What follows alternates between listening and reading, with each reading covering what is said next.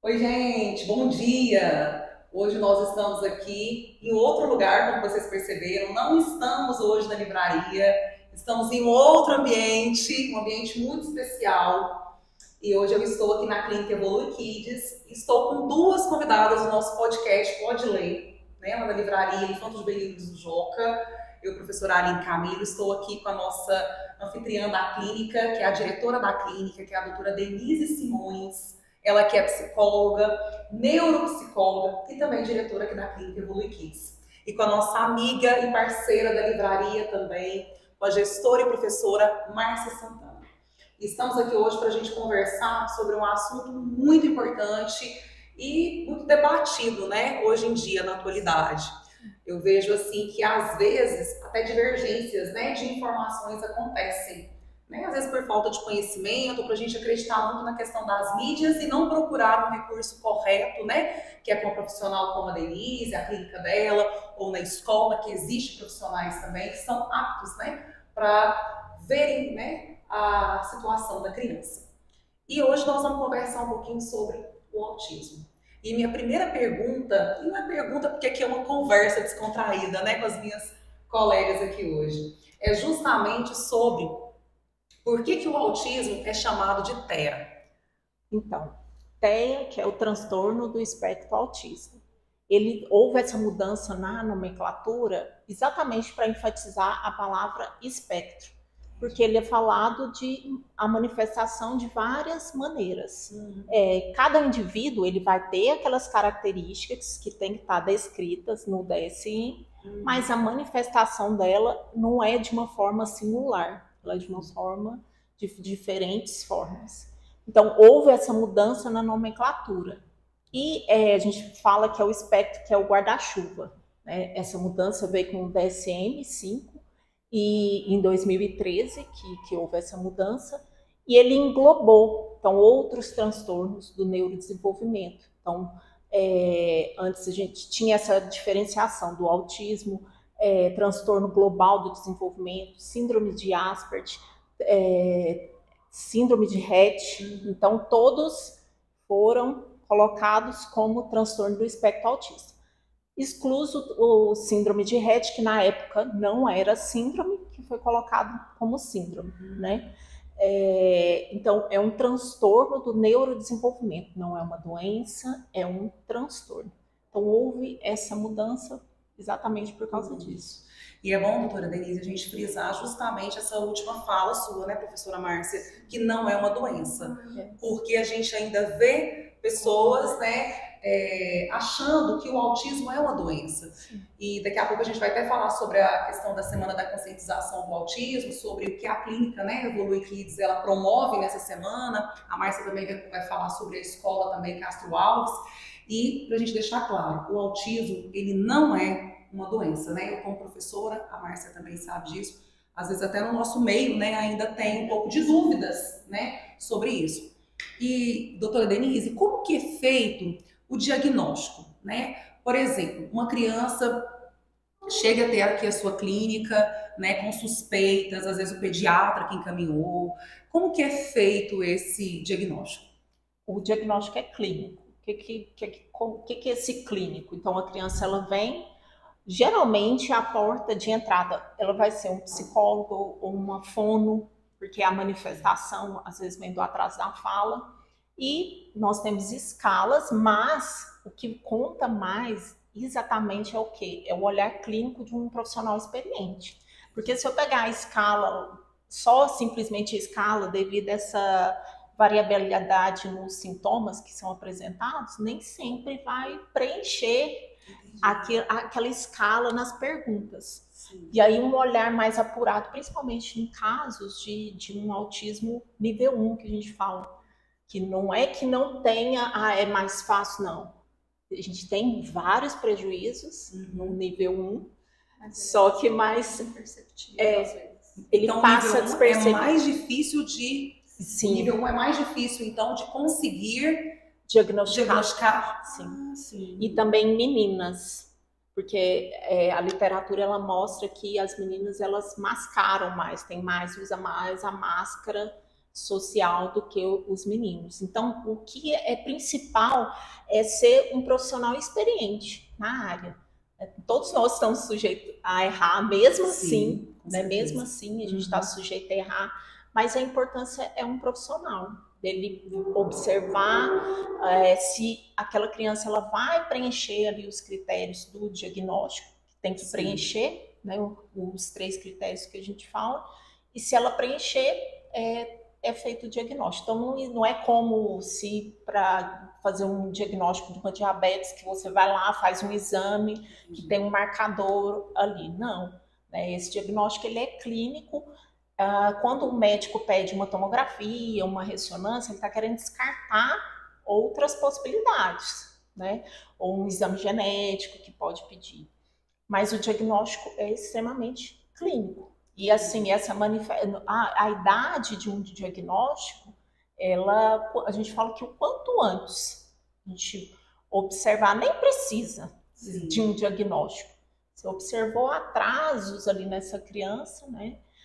Já inicia intervenção, não precisa de um diagnóstico exatamente. Então a gente tem as bandeiras vermelhas que a gente fala lá no início da vida da criança. Então, a gente tem os marcadores, as escalas, que é feito, o que é esperado da criança, porque tem um mito muito grande. A gente fala assim, como é que é? Cada criança tem seu tempo. Eu ia falar isso agora, porque eu tenho visto tanto isso, né? Às vezes até na internet, não, cada criança tem o seu tempo, fica tranquila. Sim, esse aí é algo que... Principalmente em relação à fala, né, Denise? A fala. Não existe isso. Então, assim, tem escalas que não é que vai colocar todo mundo dentro de uma caixinha, não. Entendi. É porque nós temos escalas diante de estudos do que é esperado para aquela criança, desde bebezinho lá, o que ela é esperado ela começar a apontar com 9 meses. Então, assim, o bebê chega aqui, ele apontou, ele faz contato visual. Com 1 aninho, até 1 ano e 3, ele já começa as primeiras palavrinhas. Até 2 anos ele já está formando frases, né? Então, assim, existem escalas do que é esperado para aquela faixa de idade. Então, a gente não tem que esperar um diagnóstico. Observar um atraso, a gente tem que procurar ajuda para ver. Às vezes é só uma estimulação, né? Às vezes as pessoas têm medo de procurar e estão com medo do diagnóstico, né? Então, assim, se eu pegar uma criança de 2 anos, vamos supor que ela tem um atraso na fala ali, ela está com pouquinhas palavras falando, deveria estar formando frases. Não, eu vou esperar. Se você espera mais 1 ano, não, com 3 anos, de 2 a 3, é aquele boom na fala que a criança fez. Com 3 anos, ela já está contando histórias, ela já tem que estar. Ou seja, olha o que você tem que estar correndo atrás disso. E falando em cérebro, né? Então, eu, como neuropsicóloga, eu sei o que é uma intervenção precoce. A gente fala que a criança até os 5 anos de idade, a gente tem janelas de oportunidades. Um cérebrozinho de uma criança até os 5 anos, você consegue moldar muito mais, fazer muito mais sinapses ali no cérebro através da estimulação. Nós aprendemos a vida nossa toda, assim, a gente sabe, mas algo novinho ali até os 5 anos... a gente tem mais oportunidades. Uma facilidade maior.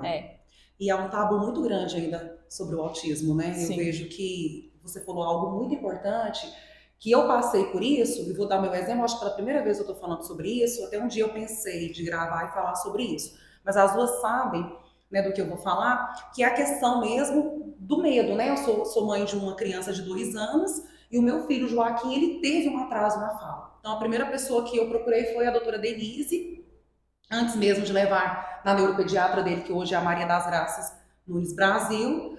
E a Denise fez, né, a escala que ela comentou aqui no início, alguns testes com o Joaquim, é da área dela, apesar de ser professora, eu não entendo, não é a minha área, né? Eu não tenho pouco conhecimento sobre o autismo, mas como a gente vive nessa era midiática, tudo que a gente procura, às vezes a gente pesquisa, você como professora e gestora sabe disso, já fica com medo. É autismo, né? E ele veio aqui para a clínica, ele faz, né, fono aqui com a doutora Kátia, aqui na Evolui Kids, e eu acho assim muito importante, eu vejo que o ganho foi muito grande do Joaquim, quando ele veio já assim com 1 ano e acho que 3 para 4 meses, né? E a Denise, ela é muito cautelosa, né? A doutora Denise, ela é muito cautelosa. Então, eu achei muito importante. Ela falou, calma, vamos ver, né? E vamos fazer a fono, pra gente ver como que caminha. E anda muito junto, né? Eu acho muito importante procurar o neuropediatra, andar junto com a neuropsicóloga e com a equipe que precisar, né, doutora Denise? É isso, porque informação, a internet traz muito essa facilidade. Então, atrás da fala, você joga lá e autismo. Nem sempre, às vezes é uma questão de estimulação, um transtorno de linguagem, outras tantas um atraso coisas. Motor, um atraso motor do meu filho. Sim, então envolve outras questões, não só o autismo. O importante é que às vezes eu falo para as mães, nem é o diagnóstico, às vezes a gente precisa fechar um diagnóstico por questões burocráticas, outras questões. Sim. Mas o importante é você fazer intervenção, porque você pegar um diagnóstico, tá, ok, vamos guardar isso aqui para a escola, né? Não vai ter efeito se você não reabilitar, se você não estimular essa criança. Então, o diagnóstico, se é só para... Tem muita gente também que critica a questão do diagnóstico, mas se é para você pegar o diagnóstico, tá aqui, tudo bem, vou me conformar com ele, é isso. Guardar. Não, a gente tem que correr. Não tem o porquê. É de buscar mesmo os profissionais, de estar conversando na escola, né? E na escola a gente sabe. A escola eu vejo muito como isso, como um parceiro. Sempre vi. Andar junto com o tratamento. E a escola vê os profissionais como parceiros, porque hoje nós temos esses parceiros ao nosso lado. Antes não. Entendi. Antes, quando a gente já percebia na criança uma dificuldade e a gente até, né, imaginava que poderia ser alguma coisa, o que a gente tinha em mãos? Apenas um psicólogo, que não era um psicólogo, um neuropsicólogo. Entendi. Era apenas um psicólogo clínico. E a escola, hoje as crianças indo cada vez mais cedo para a escola. Eu sempre trabalhei com essa questão de dar palestra em escolas, porque eu vejo exatamente isso. E tenho assim uma posição de assim, eu respeitar a escola, eu sei o meu papel, eu sei o papel da escola, de unir, de ter essa união, porque complementa tanto a escola nos ajudar e nós, o que a gente puder contribuir para a escola. Mas na questão da formação dos professores, um professor de uma creche, de um CIMEI, de uma escola que recebe uma criança de 2, 3 aninhos, né? Ela é essencial, porque o professor está numa sala com 18, 10 alunos. Ele sabe o que está assim, o que está tá diferente, tá fora, não tá falando, tem um atraso, uma agitação, o que é. Então, os professores, eles têm muito esse parâmetro. E, às vezes, já sinalizam para as mães. A sensibilidade do aluno, né? Sim. É muito perceptível a sala de aula. A sala de E até, eu acho assim, que até pegando o gancho, a neuropediatra do meu filho mesmo pediu para colocá-lo, né, na escola. Até procurei a professora Márcia, o Joaquim vai iniciá-la na escola dela. E essa junção, né, escola e tratamento, escola e acompanhamento, que é o caso do meu filho, que é um acompanhamento, isso é bacana. E família. Né? E família. Parceria. Certo. É um time. Três. É uma tríade, né? Não tem como caminhar sem um. Não, tem que estar todo mundo trabalhando em conjunto, porque se um está fora, se a família também não engaja, é muito difícil. É parceria. É sempre uma parceria, né? Que a gente está buscando. Muito bacana, né, gente? Muito conhecimento aqui. E, doutora Denise, essa semana agora é a semana da conscientização, inicia, né, a semana da conscientização que celebra, né, o autismo, né? Não o autismo, né? A data, né? Uhum. É no dia? Dia 2. No dia 2 de abril. E tem algum tempo, acho que já é o 3º ou 4º ano que você faz a caminhada? Essa é a terceira caminhada. É a terceira. E qual o foco principal, o intuito de você colocar a sua clínica, né, Evolui Kids à frente, assim, fazer essa caminhada, além da conscientização, o que você busca?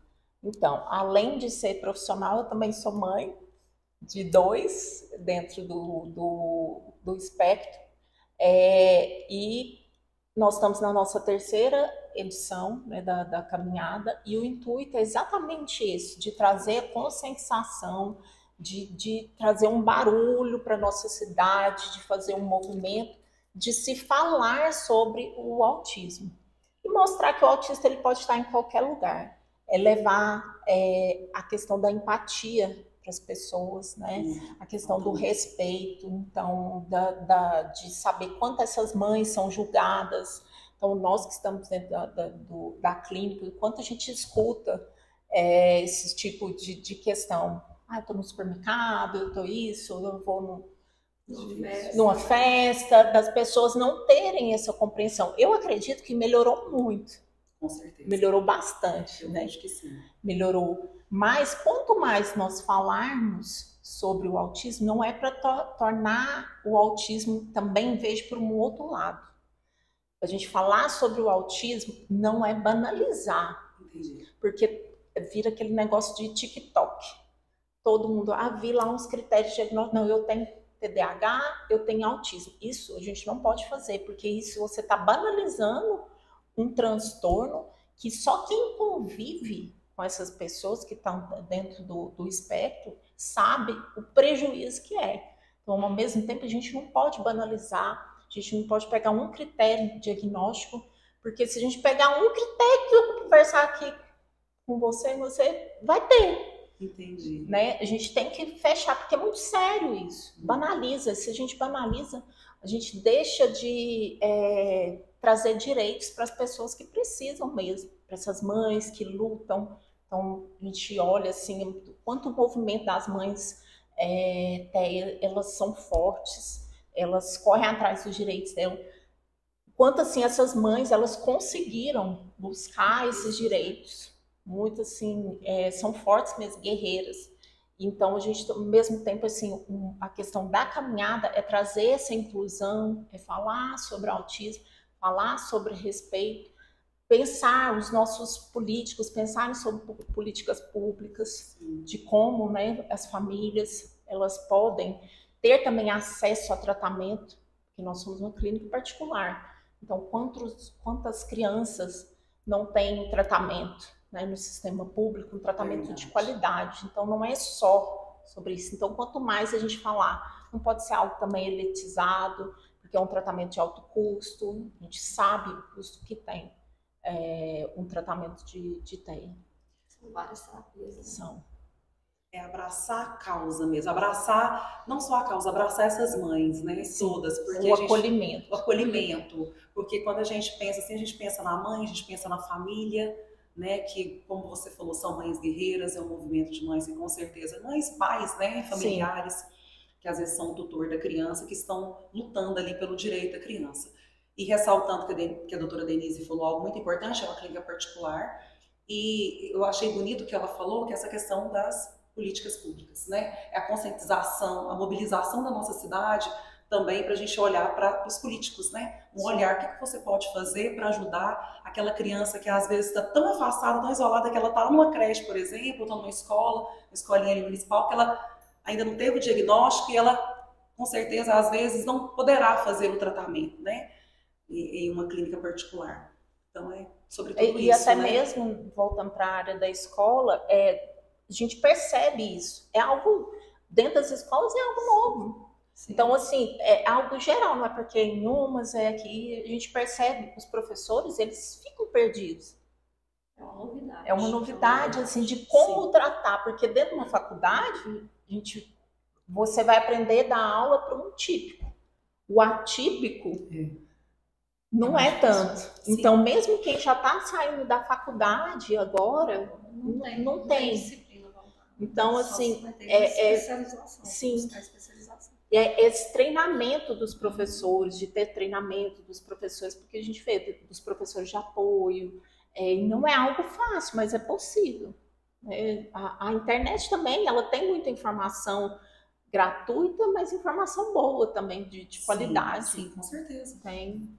Então, é sobre isso também, questão de treinar professores, de buscar políticas públicas para estar fazendo isso também com os professores, ajudando. E, de fato, não é fácil, né? Em 2019 eu fui professora de um aluno autista. E como você falou, né?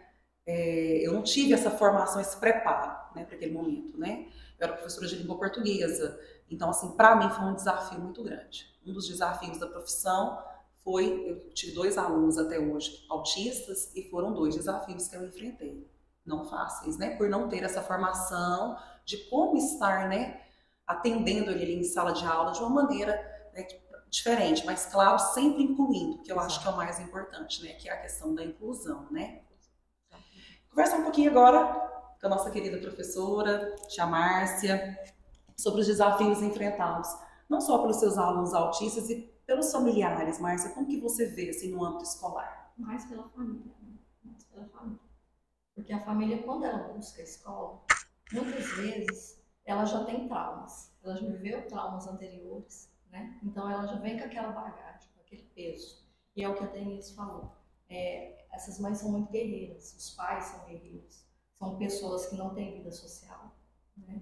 Muitas vezes eles não conseguem ir a um templo religioso. Sim. Então eles chegam procurando olhos nos olhos, Entendi. muitas vezes abraços, eles choram na sua frente. Então o primeiro passo é acolher os pais, para depois acolher a criança. Primeiro é os pais. Porque eles chegam primeiro para a família. Sim, eles chegam cheios de traumas, de dores, de incertezas, de medo. Eles não estão preocupados como os pais das crianças típicas, né, em conteúdos. A preocupação deles não é se o filho vai aprender a ler ou não, é se ele vai ser acolhido, se ele vai ser aceito pelos colegas. Olha, isso de Então, fato primeiro deve passo ser. é esse. Eu acho assim que o que você falou é muito importante, né? Porque eu acho que é uma inquietude no coração de uma mãe, Sim, né? sim. Quando ela matricula um filho, sabendo que ele tem esse diagnóstico, e como que vai ser? As incertezas, né? As incertezas que nós temos. E aí, quando ela entra na escola, ela se depara, é um outro meio social, né? Então, olhares, né, de mães que não estão preparadas, por isso a importância da conscientização, né? Desse trabalho da Evolui, de estar fazendo essa conscientização através da caminhada, porque tem mãe que não tem noção, ela acha que é uma birra, que é uma criança mimada, e aquela mãe fica constrangida de estar na saída, na entrada, passando por aquela situação. Nas apresentações, esse ano eu até fiz nas primeiras reuniões do ano, eu falei sobre empatia com as mães em relação a isso. Porque eu percebi o ano passado que nas apresentações, quando as crianças subiam ao palco, muitas vezes as mães prestavam mais atenção nas crianças atípicas do que dos filhos delas. Olha. Porque alguns choram, sim. Outros não choram, ficam lá, mas não faz um gestozinho da música, ou tampam os ouvidos porque o som tá alto. Para nós, só deles terem subido num palco, que é um palco, gente, é um palco é um palco. É um desafio, né? Já é um desafio. Nós. Até para É um desafio para todos nós. Então, só deles subirem, ficar 2 minutos, 2 segundos, levantar o dedinho, para nós é uma conquista enorme. Com certeza. Mas para muitos que estão ali, não é. Eles não entendem. Aí vem o olhar de julgamento, aquela mãe ela já esperava mais, né? Então tem aquela frustração. Então eu falei muito com as mães esse ano sobre isso. Eu falei, em tom de professora, né? Eu não quero, vão ficar de castigo se eu perceber os olhares, vocês vão vir para ver os filhos de vocês, fotografar, filmar os filhos de vocês. É um momento de empatia, que é uma palavra tão usada na rede social, né, Denise? Hoje em dia tão usada, mas tão pouco exercitada no sentido. Porque... E a gente tem que formar isso na escola, né? Nós como professores, é lá que nós temos que formar. E eu acho que o lugar mais difícil da gente se colocar é no lugar do outro. E é a questão da empatia. Você sair da sua zona de conforto, do seu lugar, e sentar no lugar do outro. Eu achei, assim, bonita a sua observação, porque eu acho, assim, que é o certo. Só da criança subir no palco já é um ganho, né? Sentar típico ou não. Porque exatamente. Tem crianças que são mais tímidas, mais introvertidas, e às vezes elas não querem participar, né? Um palco é um palco, um microfone é um microfone, para qualquer ser humano. Márcia, e a gente já conversou sobre isso, professora Márcia, aqui na sua escola tem a sala, né, de atendimento, né? Tem a sala de atendimento especializado. Especializado, né? É o segundo ano que nós estamos trabalhando, estamos aprendendo, né, como a Denise falou, é uma Sim. aprendizagem constante, porque nós não saímos da faculdade preparados para. Com certeza. Então, estamos em busca, estamos aprendendo, temos uma parceria com a Denise, né? Que sempre quando a gente dá um grito, um momento coletivo, quem que você vai mandar? A gente está precisando de alguém. E a equipe vai, porque nós temos que aprender muito. Nós estamos engateando. Nós estamos engateando. Nós estamos engateando. Eu acho que se uma escola falar, eu estou pronta para a inclusão, plenamente, como professora. Podemos olhar com os olhos bem arregalados, porque nós não estamos prontos, nós estamos engateando. Bacana, né? Porque a escola está procurando a formação para os professores para ter um ganho maior, né, com os alunos, né? Para trabalhar, né, de uma forma melhor com os alunos e conseguir chegar naquele aluno, né, de uma forma... nós ganhamos com eles. Nós ganhamos com eles. Depois que nós começamos a abraçar as crianças atípicas, a escola ficou mais alegre. É uma conquista muito grande para uma criança não atípica crescer ao lado de uma criança atípica, porque ele vai se crescer um ser humano um ser humano melhor, um ser humano mais sensível. E nós estamos nos tornando mais sensíveis. E é muito bonitinho a gente observar, quando eu vou às escolas eu vejo muito isso. Eu falo que sempre tem um coterapeuta. Então você vê um que vai lá, que puxa, que ajuda, até leva nas apresentações. Às vezes assim, a gente vê o ganho mesmo das crianças típicas nessa questão do acolhimento com o outro ser humano, com o que é diferente, com o que está diferente. Então elas perguntam, às vezes perguntam, você explica, tá, né? Geralmente está tudo certo, entendi, e tá tudo bem. Não existe preconceito. Não existe, para eles é normal, é um coleguinha que precisa mais de um cuidado. De uma atenção. A criança é tão especial, é um ser tão especial que ela não tem preconceito. O preconceito, ele vai surgindo, acho que talvez assim, com a vivência, às vezes até dentro de casa, infelizmente, né? Porque a primeira cultura de uma criança é dentro de casa, né? E aí às vezes vai desenvolvendo, mas a criança é um ser que ela não tem, né, preconceito. E eu acho lindo isso, porque ajuda demais na formação da criança que é típica, ela ter essa oportunidade, né, como vocês estão falando. Pensa lá na frente, que é adulto, né? Sim. Com certeza, né? Que adulto que vai ser um adulto maravilhoso, com certeza, com outro olhar para as diferenças, porque assim, não é só o autismo, muitas pessoas falam, a diferença. Não é diferença, a gente tem que incluir sempre. E várias diferenças existem no mundo e a todo momento. E dentro de uma sala de aula, quanta heterogeneia existe dentro de uma sala de aula, na sua clínica, quanta heterogeneia de crianças, né? Cada criança de uma forma, os colegas de trabalho. Então a gente tem que pensar sempre nisso, né? É o que eu sempre falo. Tia Márcia, e dá para trabalhar a leiturinha com esses meninos? Para a gente finalizar aqui nosso bate-papo. Né? Já que eu tenho uma livraria, eu vou perguntar. É uma dúvida. Sim, já tem material para isso. Sim, através de estímulo, né, fonológico e visual. Sim, né? E isso vai depender do grau que essa criança foi diagnosticada, né? Do nível que ela foi diagnosticada. Né? Das comorbidades. Das comorbidades, né? Porque tem também, né, Denise? Nós estamos falando aqui, né? Porque daria uma novela, porque tem, geralmente a criança autista, ela não é só simplesmente autista, né? Não. Ela traz uma bagagem ali. Né? 70% tem outros diagnósticos. Então, um TDAH, uma deficiência intelectual, TOD, epilepsia. Então, assim, e também tem aquele mito que as pessoas acham que o autista, ele é muito inteligente. Né, um mito que algumas pessoas ainda carregam sobre isso, que é aquele autismo de Hollywood, dos filmes, quando a gente pensa em alguns filmes, né? Só que, se a gente olhar, não é isso. A maioria tem um déficit cognitivo. Então, uma deficiência intelectual. E falando em livros, o livro é um estímulo que nós usamos muito aqui no nosso ambiente, né? Nós temos alguns pacientes que já chegam bem pequenininho, que tem um hiperfoco, que é uma das características do TEA, em letras. Então, eles gostam muito de livros, às vezes aprendem a ler bem cedo. É um mínimo, né? Assim, é um nível mínimo de paciente. Mas nós temos Nós temos pacientes, assim, que gostam bastante da leitura. Olha que legal, eu não sabia. Sim, tem. E para a gente finalizar, eu queria que a doutora Denise mostrasse, gente, o kit da caminhada. Olha que lindo. Mostra para nós aí. Esse aqui vai de presente para você, já convidando para a nossa caminhada. Estarei lá.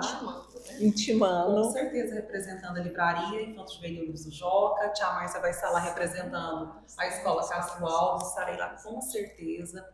E doutora Denise, o que a leitura e a literatura representam na sua vida? Como ser humano, como mãe, como a doutora Denise aqui, profissional? Desde a minha adolescência, eu sempre gostei de ler muito, ficção, eu sempre gostei. E hoje, trazendo para, assim, pensando em duas vertentes. Na minha área profissional, hoje, o quanto a leitura, o gosto por ler, eu gosto de livros mesmo, apesar da tecnologia, eu gosto de livros mesmo, gosto de pegar, eu sempre gostei bastante de ler, coleciono, e a gente tem que buscar o quê? Dentro desse mundo que eu vejo o tanto de informação que nós temos, só que são informações rasas. Se eu pego o Instagram, eu leio lá, hoje eu acho que é um déficit que nós observamos em muitos adolescentes e nós adultos. Sim. Você pega o Instagram, eu como neuropsicóloga, eu sei o que tem causado isso no cérebro nosso. Você abrir o Instagram e você só rola ali e lê leituras superficiais. Quanto isso tem dificultado a nossa concentração para ler um livro. Com certeza. Quanto isso tem dificultado, porque a gente vai ler rapidamente, mas coisas rasas, né? E o tanto que é importante. Eu que trabalho dentro do tratamento do autismo ou outros transtornos que a gente faz esse acompanhamento à reabilitação, a gente trabalha com evidência científica, eu sei da importância que é uma leitura. Então, assim, para mim é essencial saber ler, saber interpretar uma leitura, porque hoje, com a globalização, o mundo, tanto que é rápido as pesquisas que saem, eu tenho que estar atualizada a todo momento, pesquisando, lendo, sabendo o que está sendo as pesquisas do tratamento, o que está sendo melhor hoje no mundo. Não falo nem de Brasil, no mundo, o que está sendo o tratamento do autismo ou dentro da minha profissão. Então, assim, para mim, a leitura ela é primordial, né? Primordial. Área. Sim, exatamente. Tia Márcia também, né, já respondeu essa pergunta, mas vamos pegar o gancho aqui de novo só para a gente finalizar. Já respondeu também, né, no nosso podcast, que ela participou, representando a Escola Castro Alves, que quanto é importante também, né? Sim, a janela para o mundo, né? Eu costumo sempre falar que é a janela para o mundo da leitura, né? A janela para o mundo, principalmente para mim, que já passei do meio século. Abre novas portas, né? Desmistifica muita coisa lá do meu passado. Uhum. O meu trabalho é essencial, né? Está, como a Denise falou, tudo está mudando muito rápido, assim como na profissão dela, na minha profissão também. Muitas leis, tudo mudando muito rápido. Então, no trabalho, para a vivência em família, na busca espiritual, né? No nosso encontro com Deus, né? É importante. É importante, faz parte da leitura, né? E aquilo que eu falei, né? Para o empoderamento da mulher. A mulher que lê, ela é empoderada. Verdade. Aí eu vou até citar, né? Que eu li recentemente a biografia da mulher do mito, né? Do grande mito presidente da República, né? Barack Obama, né? Michelle Obama, em que ela narra que ela estava num restaurante logo após a posse, né? Aquele restaurante que todo mundo lá esperando o casal chegar, né? E eles foram recebidos por um garçom e ela cumprimentou ele pelo nome dele. E o esposo virou e falou: de onde você conhece? Ele foi meu primeiro namorado. Aí ela falou: então você poderia ser hoje a mulher do garçom? Não. Hoje ele poderia ser o presidente da República. Olha, que legal! Isso é empoderamento, né? Verdade, com certeza. Se informa, não se coloca nem ao lado, nem à frente, nem atrás. Que legal, gente, olha isso. Que bacana. E eu estou aqui com duas mulheres empoderadas, né? Doutora Denise, né, que foi pioneira, né, para a gente terminar aqui, deixar registrado, na nossa cidade, né? Assim como eu com a livraria, a doutora Denise foi pioneira, né? Aqui na primeira unidade dela, me lembro quando ela inaugurou essa clínica, e a professora Márcia também, super empoderada, quantos anos na educação, né? Há muitos anos que ela está na educação, quanta experiência, né? Que ela traz. E para a gente finalizar, eu quero agradecer, não quero deixar de agradecer jamais, mais presentes, que sempre está conosco, né? No nosso kit aqui. E as meninas, né? Doutora Denise, professora Márcia, por terem aceitado o convite, né? Da Livraria Livros do Joca e terem participado. E mais ainda, de terem trazido tanto conhecimento num assunto que é tão importante na atualidade para a gente estar sempre informado. Obrigada, doutora Denise. Eu que agradeço, né, a oportunidade de estar aqui. Eu acho que nós ficaremos aqui num bate-papo aqui com certeza. Horas e horas, porque tem muito assunto para falar. E quero agradecer também a professora Márcia, que além de estar participando, é nossa parceira, sempre está lá na livraria, né? A gente visitando. Muito obrigada, viu? Eu te agradeço mais uma vez, é sempre um prazer estar com você. Obrigada, viu? E a gente encerra aqui, né, mais um episódio do nosso podcast, o primeiro de 2025. E espero que vocês tenham gostado muito, porque eu gostei demais. Obrigada. Tchau, tchau.